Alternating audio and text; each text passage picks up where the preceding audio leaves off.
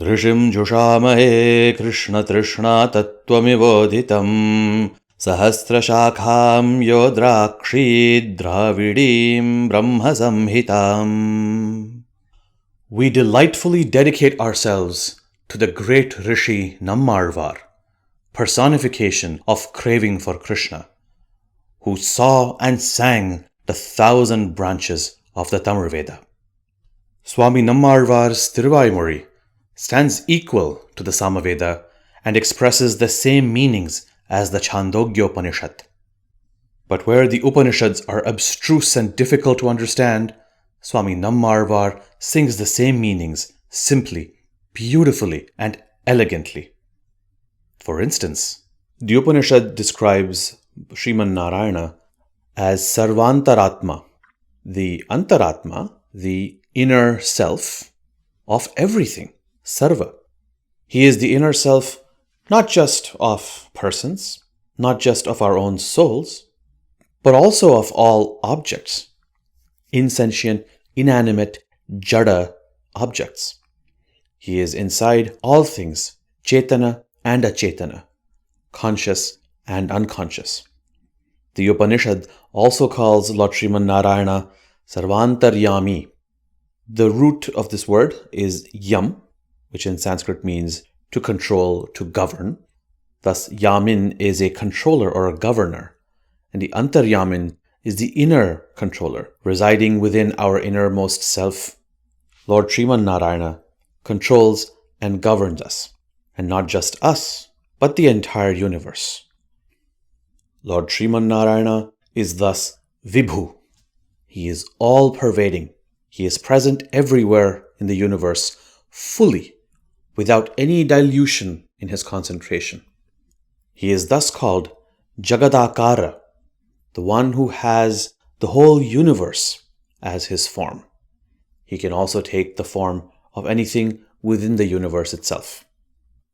These concepts might seem difficult to understand, so let us now turn to Swami Nammaazhwar to see how elegantly and beautifully he describes the property of Sriman Narayana known as Sarva Shabda Vachyatva, the fact that Lord Sriman Narayana can be expressed by any and all words, the fact that he is the ultimate meaning for all words.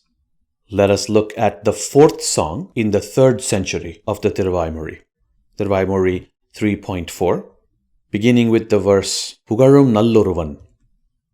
The first verse reads, Pugazhum Oruvan yengo, Puruvil Shir Bhumi yengo, Tigarum Tanparavai yengo, Ti yengo, Vayu yengo, Nigarum Akasham yengo, Neel Shudar Irandum yengo, Igarvil Ivvanaittum yengo, Kannanai Kuvumare. Swami Nammaazhwar asks, how am I to speak of my Kanna, my Krishna? Now, even a little child in the village of Gokula would know that Krishna goes by many names, Govinda, Damodara, Madhava, and so on. But Swami Nammaazhwar is looking for something a little deeper. Is it enough to call Krishna the good earth? What about the endless ocean? Fire, perhaps, or maybe the wind.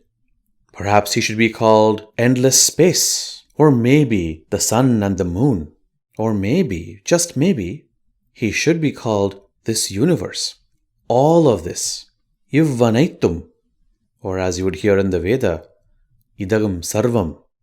Now when we name our children, we usually give them the name of a deity, or perhaps the name of a beloved family member.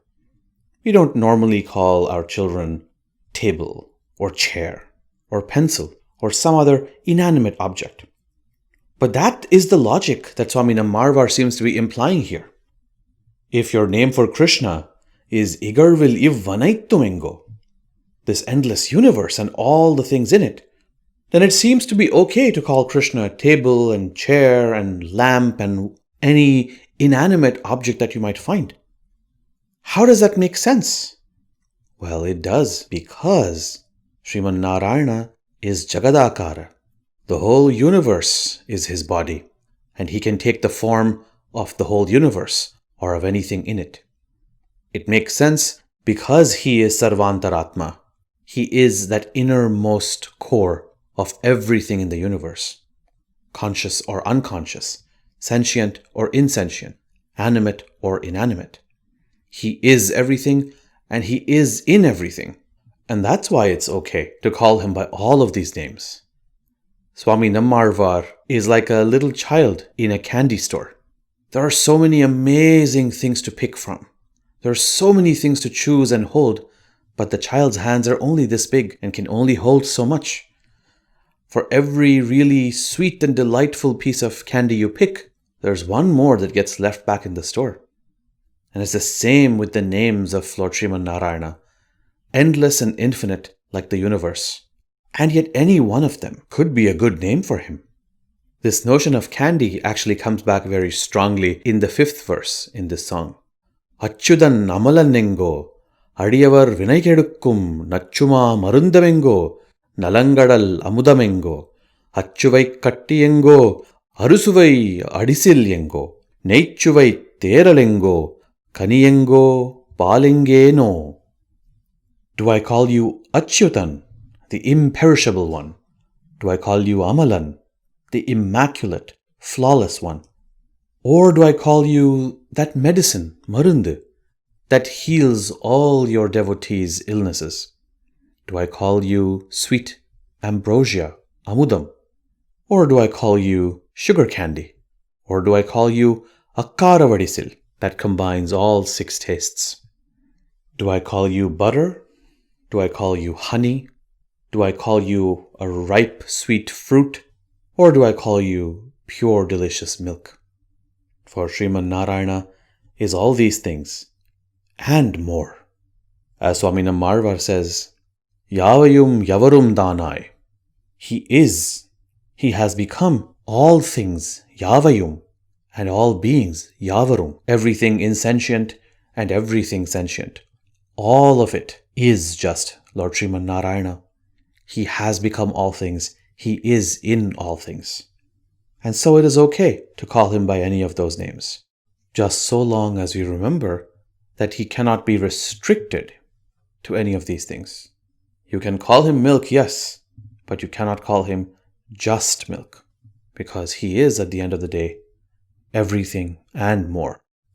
Let us conclude with the last verse of this song. Koodivan darayum tandar kondalbol vannan thannai மாடலர் பொழில் குருகூர் வன்ஷடகோபன் சொன்ன பாடல் ஓராயிரத்துள் இவையும் ஒருபத்தும் வல்லார் வீடில போகமெய்தி விரும்புவர் அமரர் மொய்த்தே. Those who master these 10 verses out of the 1,000 sung by Shadagopan of Kurugur surrounded by gardens, praising the Lord who has the color of a rain cloud and who wears a cool tulasi garland swarmed by bees, will surely attain the highest heavens and will be surrounded by all the celestial beings. And with that, let us now enjoy a musical rendition of this song of Swami Nammaazhwar's, beautifully composed in Ragamalika form and mellifluously rendered by Vidushi Srimati Dr. Subhashini Parthasarathi.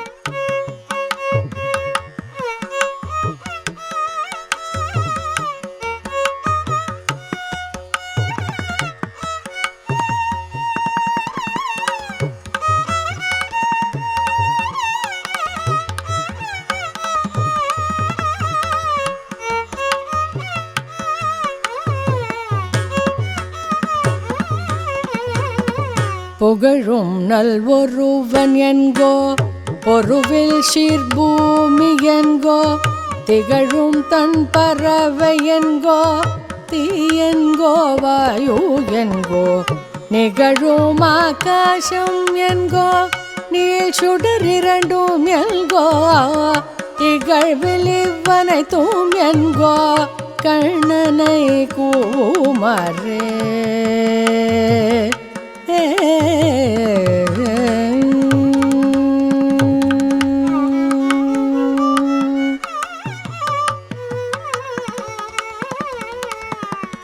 கூவுமாறு அறிய மாட்டேன் குன்றங்கள் அனைத்தும் என்கோ மேவுஷீர் மாறி என்கோ விளங்கு தாரகைகள் என்கோ நாவியல் கலைகள் என்கோ ஞான நல்லாவி என்கோ பாவுஷீர் கண்ணன் எம்மான் பங்கைய கண்ணனையே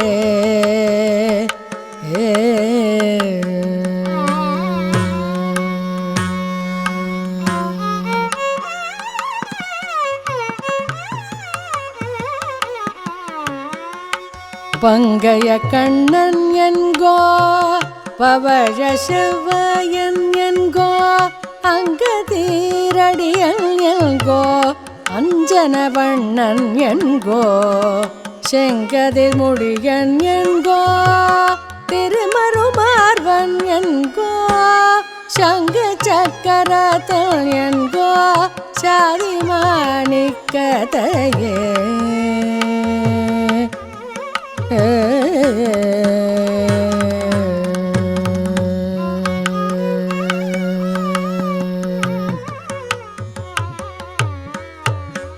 சாதி மணிக்கம் என்கோ சவிகொள் பொன்முத்தம் என்கோ சாதினல் வைரம் என்கோ தவிவில் சீர் விளக்கம் என்கோ ஆதியல் ஜோதி என்கோ ஆதியும் புருடல் என்கோ ஆதுமில் காலத்து எந்தை அச்சுதல் நமலனையே அச்சுதல் நமலனையே அச்சுதல் நமலனையே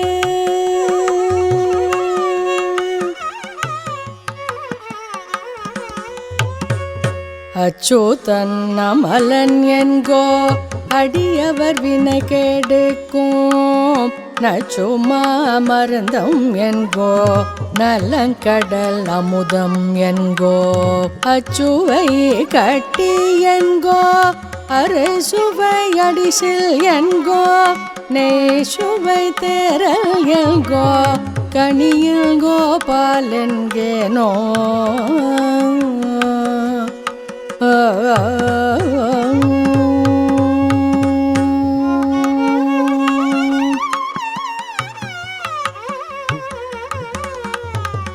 பாலென்கோ நாகி வேத பயனென்கோ சமய நீதி நூலென்கோ நுடங்கு கேள்வி இசையென்கோ இவற்றுள் நல்ல மேலென்கோ வினையின் மிக்க பயனென்கோ கண்ணன் என்கோ பாலென்கோ மாயல் என்கோ வானவராதியையே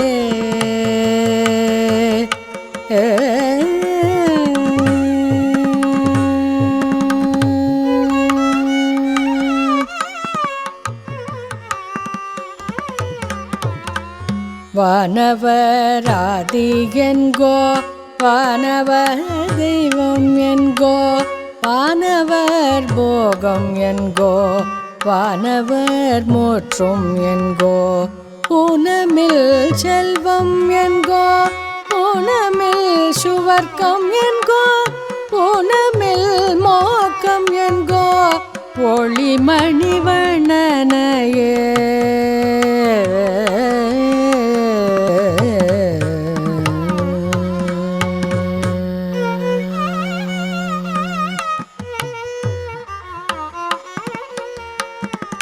ஒளிமணி வண்ணன் என்கோ ஒருவன் என்றேத்த நின்ற நளிர்மதி சடையல் என்கோ நான் மூக்க கடவுள் என்கோ அழிமகிழ்ந்துலகம் எல்லாம் படைத்தவையேத்த நின்ற களிமலர் துளவன் எம்மான் கண்ணனை மாயனையே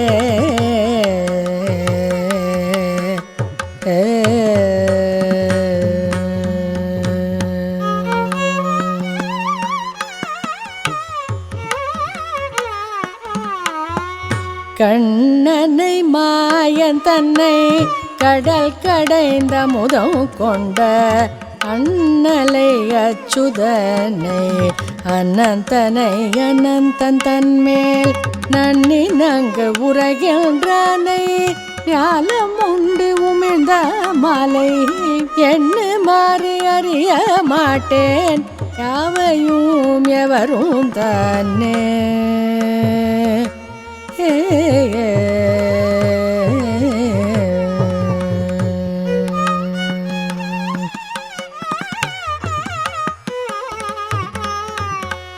யாவையும் எவரும் தானாய் அவரவர் சமயம் தோறும் தோய்விலன் புலனைந்துக்கும் சொல்லப்படான் உணர்வின் மூர்த்தி ஆவிஷேர் உயிரின் உள்ளால் அதுமோர் பற்றில்லாத பாவனை அதனை கூடில் அவனையும் கூடலாமே.